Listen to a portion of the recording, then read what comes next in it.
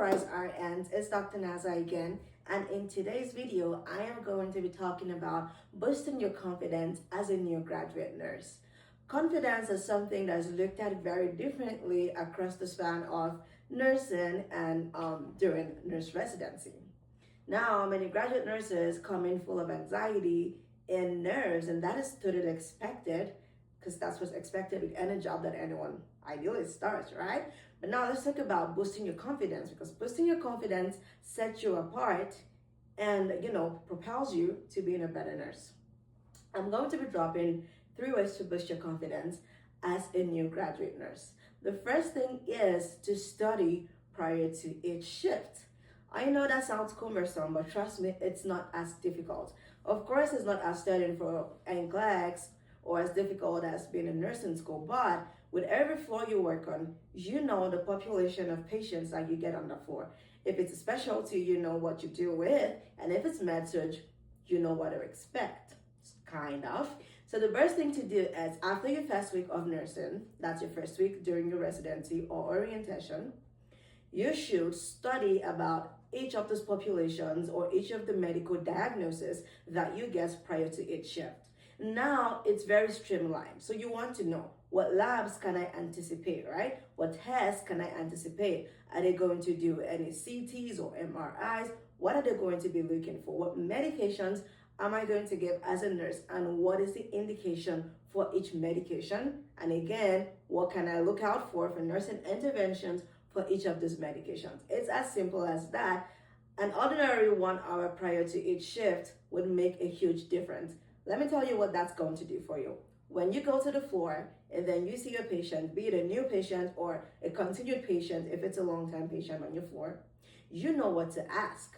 And your preceptor can always tell when someone is set apart in terms of being extra knowledgeable about things. That gives you some sort of pseudo-autonomy, because then your nurse will look at you more like a colleague than a new grad nurse. Not that they won't precept you, they would precept you, but then it's a different insight. That will boost your confidence levels and propel you to even know more, study more, and get around your day with more confidence.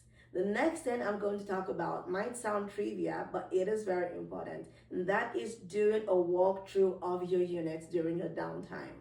Yes, I know on the first day, your nurse manager is going to walk you around that unit, especially if you haven't worked there before. It can be overwhelming, and it will be overwhelming. So it takes extra time for you to understand where everything is and all the codes to get into all the doors if it's not a badge. Now, on your downtime, when you're precepting, it's good to say, oh, hey, I'm just going to walk around to see where the med room is, or where the hazard room is, or where the supply closet is. That helps, because guess what? When your preceptor asks, oh, hey, can you get this from the supply? Sometimes that can put you off if you don't know exactly where it is, or if you don't remember the code, and then you start walking around and trying to find someone to help you. That takes time, and then you're trying to rush back to, give the thing that you went to get. That can take you away from being immersed in the situation or in whatever it is that you were doing at the time when your preceptor asked you to go do stuff. So if it's something that you're conversant with and you're familiar with, you just go right there, get it, and then you're into tune and you're in tune with yourself.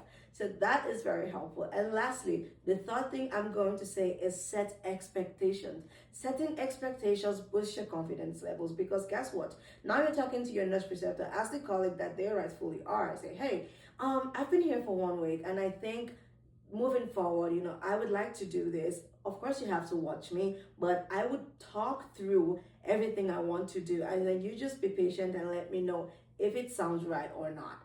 That sets a good expectation, because then now your preceptor is communicating with you with a higher level of respect. They're communicating with you based on expectations that you've set, and then you are learning, because the more you do stuff by yourself without someone just like prompting you to, the more you understand and the more your confidence goes up.